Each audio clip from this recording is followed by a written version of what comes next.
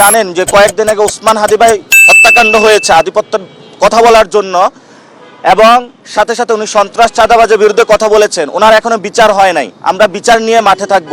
আমরা সকলের কাছে যখন যাব, যাতে একটি কিভাবে সুন্দর বাংলাদেশ পুনর্গঠন করা যায়, গোলামির পক্ষে মানুষ না যায়, আজাদির পক্ষে যায়, এই স্লোগানটা নিয়ে মাঠে থাকব। আর যখন 21 তারিখে নির্বাচনে যে আচরণবিধি উঠে যাবে, তখন আমরা যে ক্যাম্পেইন স্টাইলে শাপলাকলি নিয়ে মিছিল দিব, শাপলাকলি নিয়ে সবার কাছে যাব। তবে 21 তারিখের আগ পর্যন্ত আমরা আজাদি যাত্রা করব। আমাদের স্লোগান, মিছিলে বা প্রচারণায় কোনো ধরনের শাপলাকলি থাকবেন না, ভোট চাওয়ার এই ধরনের কোনো ক্যাম্পেইন থাকবে না।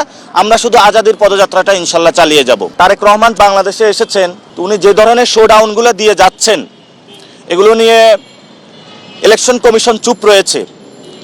তা আমরা ধরেই নিচ্ছি আরেকটা ফেসিজমের দিকে আমরা যাচ্ছি। তো এখনো যারা বাংলাদেশের মানুষ আছেন, আমরা আপনাদের কাছে যাব, বিবেকের কাছে যাব, আপনারা প্রশ্নগুলো তুলবেন। বিএনপি যে ধরনের শোডাউনগুলো দিয়ে যাচ্ছে, ছবির মোহরা দিয়ে যাচ্ছে, আমরা খালেদা জিয়ার প্রতি শ্রদ্ধা রাখি, কিন্তু খালেদা জিয়া শুধু বিএনপির নয়, বাংলাদেশের সকল মানুষের। কিন্তু খালেদা জিয়াকে ব্যবহার করে কেউ যদি নির্বাচনী ফায়দা হাসিল করতে চায়, এটা বাংলাদেশে সঠিক না। এটা খালেদা জিয়ার প্রতি অসম্মান করা হয়। এবং জিয়াউর রহমান যে পথ দেখিয়েছেন, সেই পথে আমাদের যাওয়া উচিত। বাংলাদেশ পুনর্গঠনে উনি 19 দফা দাবি দিয়েছিলেন, যে 19 দফা দাবিতে অর্থনৈতিক বৈষম্য দূর করে কিভাবে বাংলাদেশ গঠন করা যায় সেই কথাগুলো বলেছেন। কিন্তু আমরা আজকে যেটা দেখছি, দুঃখজনকভাবে খালেদা জিয়াকে ব্যবহার করে নির্বাচনী ফায়দা নেওয়ার চেষ্টা চলছে। আমরা এটার তীব্র নিন্দা জানাই এবং প্রতিবাদ জানাই।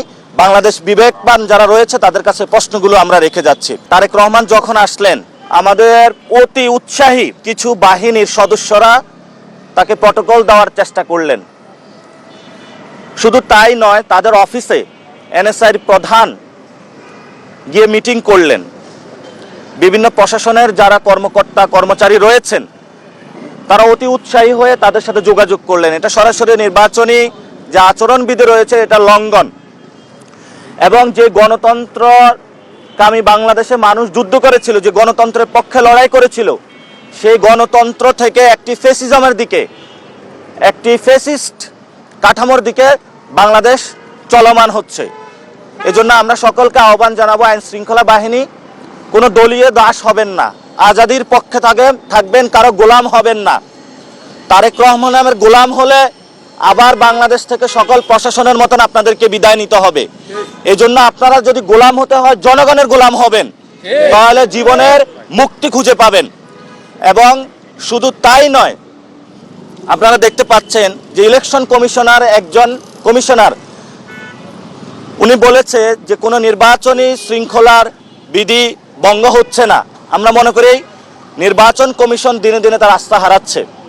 এজন্য নির্বাচন কমিশনকে জনগণের কাছে জবাবদিহিতামূলক আচরণ করার জন্য আমরা তাদেরকে অনুরোধ জানাচ্ছি।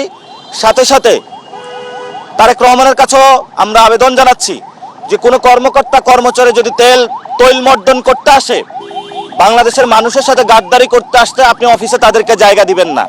এনএসআইয়ের মতন একটি আমাদের সমৃদ্ধশালী প্রতিষ্ঠানকে যদি দলীয় কাজে ব্যবহার করা হয়, আমরা এটা তীব্র নিন্দা এবং প্রতিবাদ জানাচ্ছি।